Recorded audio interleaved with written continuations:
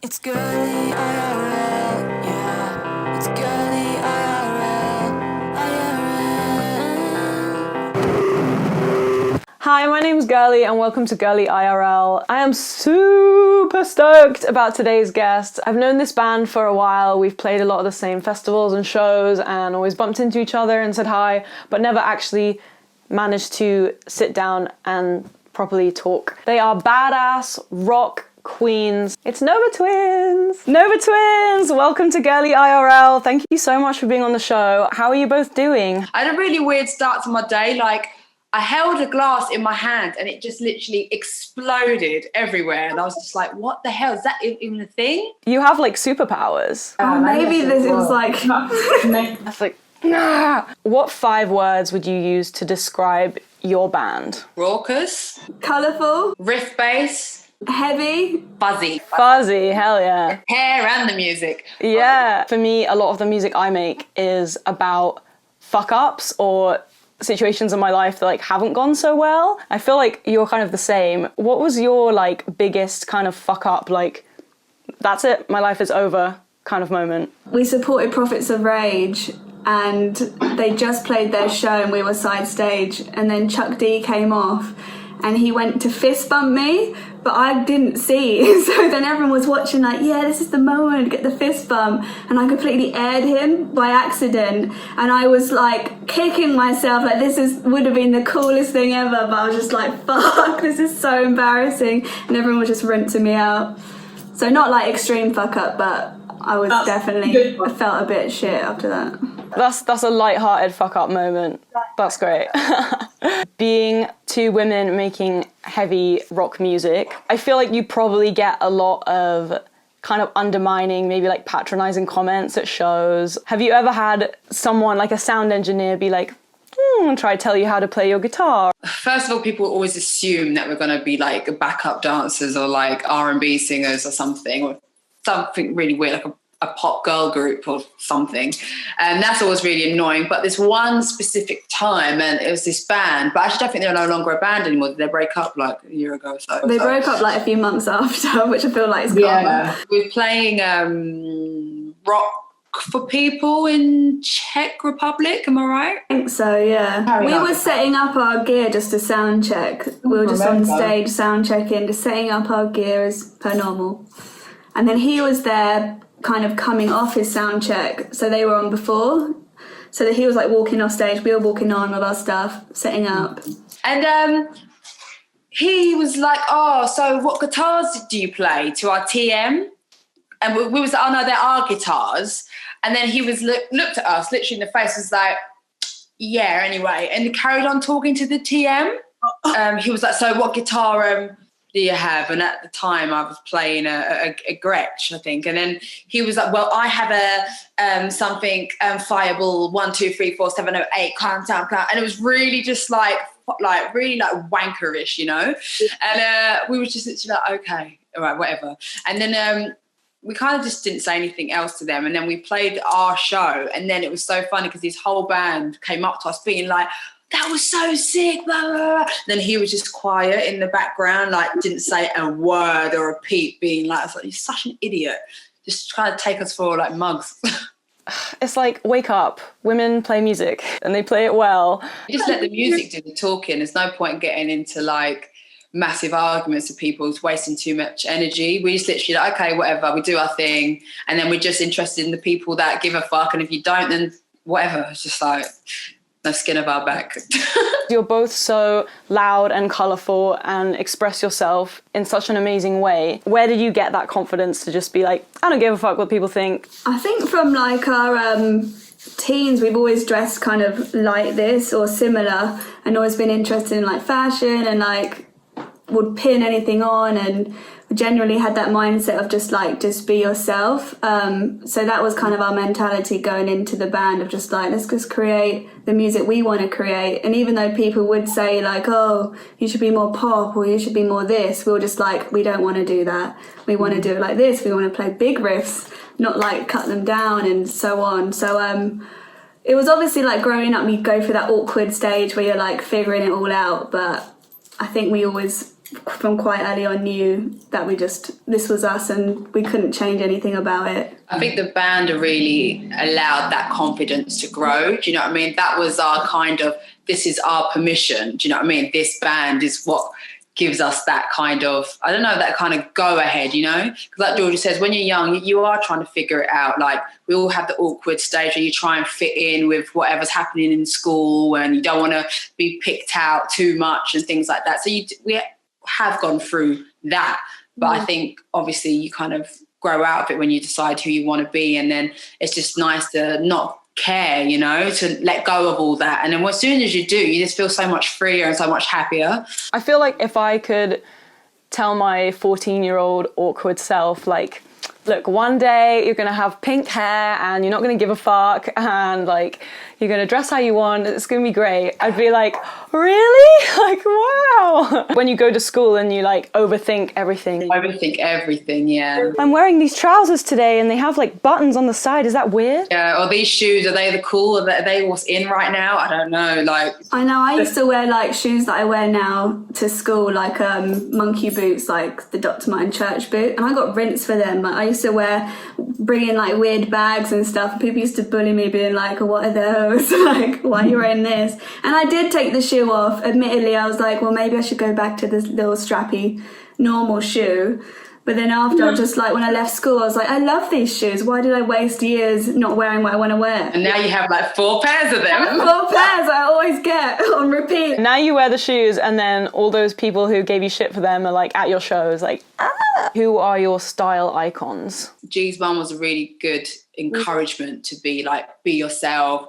Just like go and stick things on, you know, like get creative. So that was a lot of encouragement from her. But then also I think more like from eras, 90s, noughties kind of hip hop R&B era. So, you know, we'll mix like a Leah baggy pant with combat pant with then like a really punky top. And then you go in like those 70s. And then I think we just kind of mix I would say like 70s and 90s kind of fashion and together with DIY aspects. That's how I would describe it. I love that you both like style yourselves. I also love that you do your own makeup for shoots because I just don't trust myself to do my own makeup. I mean, I did today, but like if I'm doing a video shoot and I do my own makeup, like it will just look like a bit of a car crash. But sometimes ours goes car crash though. Play fair, we had to completely change like last minute. We were rushing to do our makeup. I think I had more of the issue actually. Mine didn't work on camera. We were like, something's not quite sitting right.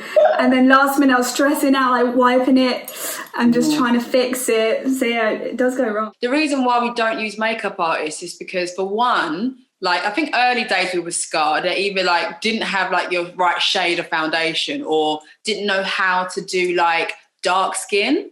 And so it would be really annoying. I would either be like really red or really pale or just odd colour matching and just like, and also the eyeliner is such a big thing. Brows and eyeliner, if someone can't do your brows right, you know the rest ain't gonna happen right. So we just literally, now we're just like, nah, we're not trusting anyone because every time we do, we don't feel like we look like ourselves. We're like, this don't feel right.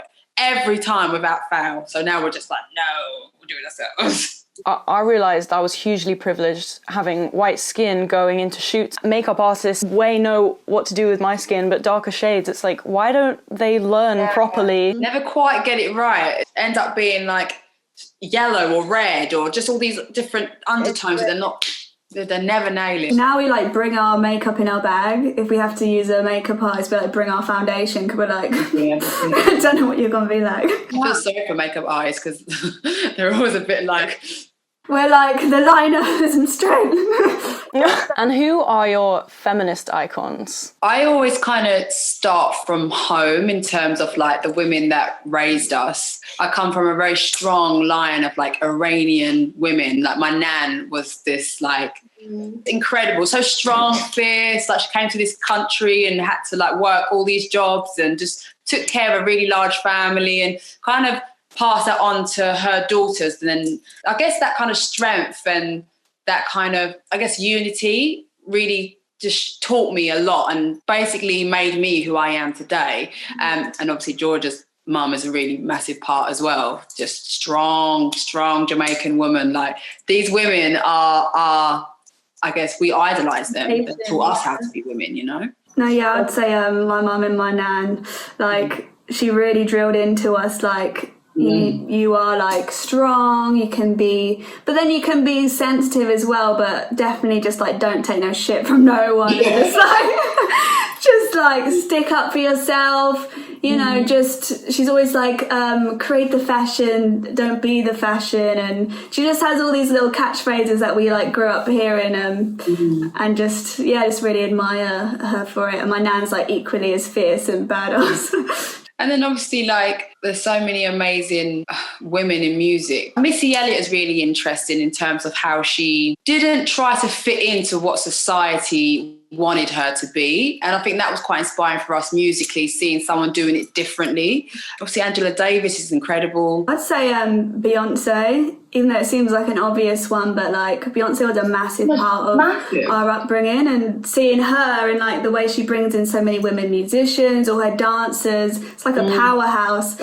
And like many of them are like women of colour, so seeing that like headline Glastonbury or like just slaying like in Destiny's Child, we were just like, yeah, like gave us so much strength. Beyonce is like the ultimate just businesswoman powerhouse. And I think when you see women kind of taking them positions and thinking outside of their own box in terms of bringing other women and getting them involved, I always find that just really, really inspiring. I'm asking you about all your icons right now.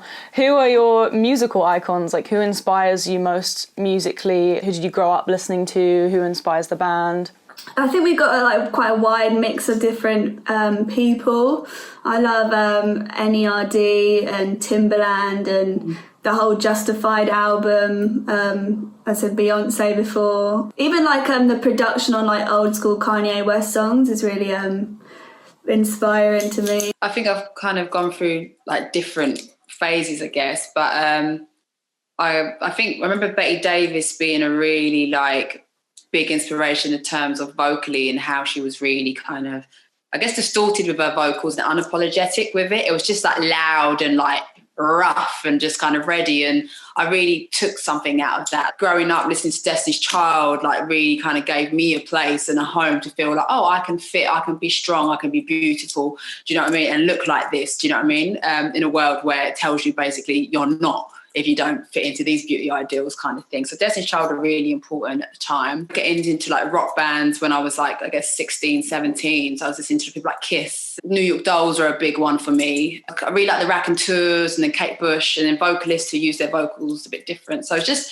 I was kind of touched on different little things here and there, and it just went into one melting pot. I mean, Toni Braxton was in there. It was all in there.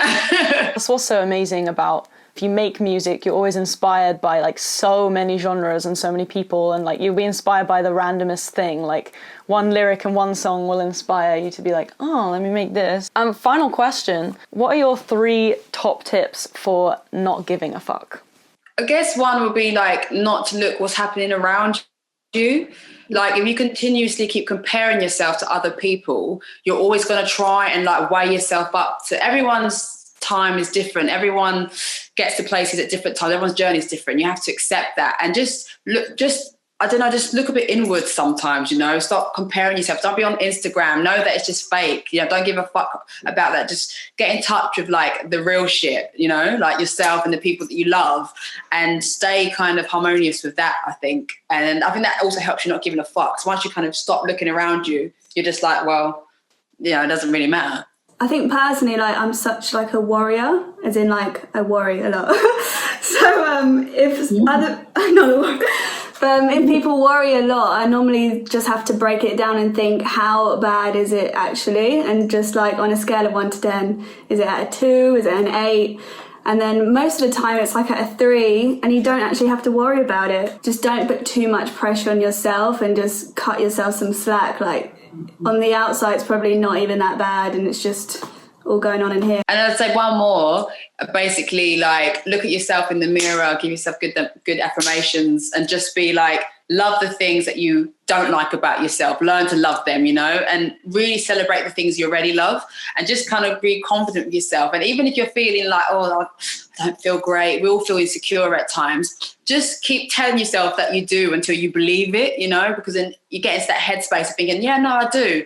The more you keep saying, I don't look, you end up kind of putting out that energy around you. But if you keep telling yourself you do, I look fucking great, I don't care what that other person thinks, I'm going to fucking wear it anyway or do it anyway.